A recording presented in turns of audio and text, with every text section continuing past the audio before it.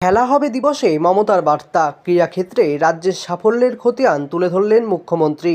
শনিবার খেলা হবে দিবসের সকালে রাজ্যের ক্রীড়া উন্নয়নের দীর্ঘ তালিকা তুলে ধরলেন মুখ্যমন্ত্রী মমতা বন্দ্যোপাধ্যায়।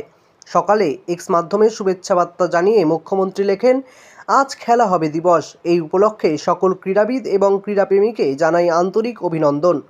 মোহনবাগান, ইস্টবেঙ্গল, মোহামেডান স্পোর্টিং সহ রাজ্যের গ্রাম শহরের সকল ক্লাবকেও এই দিনে আমার শুভেচ্ছা জানাই। এক্স পোস্টে খেলা হবে দিবসের বিশেষ তাৎপর্য তুলে ধরলেন মুখ্যমন্ত্রী। এরপর মুখ্যমন্ত্রী বিশেষ দিনের তাৎপর্য তুলে ধরে আরও কিছু কথা লিখেছেন সামাজিক মাধ্যমে।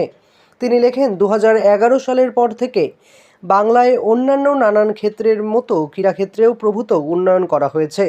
তার ফলে আজ বাংলা ফুটবল থেকে শুরু করে জিমন্যাস্টিক, যোগব্যায়াম, টেবিল টেনিস সব কিছুতেই জাতীয় স্তরে এগিয়ে রয়েছে।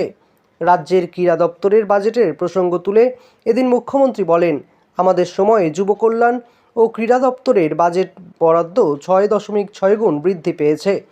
2011 সালের 126 কোটি টাকা থেকে বেড়ে 2025 থেকে 26 সালে হয়েছে 840 কোটি টাকা। এছাড়া তৃণমূল ক্ষমতায় আসার পর রাজ্যের ক্রীড়া প্রাঙ্গণ কী কী উন্নতি সাধন করেছে সেই প্রসঙ্গে ব্যাখ্যা দিতে গিয়ে মুখ্যমন্ত্রী লিখেছেন, আমাদের সময়ে হয়েছে 58টি স্টেডিয়াম, 42টি যুব হোস্টেল, 5টি ইনডোর স্টেডিয়াম, 795টি মিনি ইনডোর স্টেডিয়াম, 4000-এরও বেশি মাল্টি জিম, 6টি সুইমিং পুল, 423টি খেলার মাঠ। এছাড়া 8টি স্পোর্টস একাডেমি শুরু করা হয়েছে।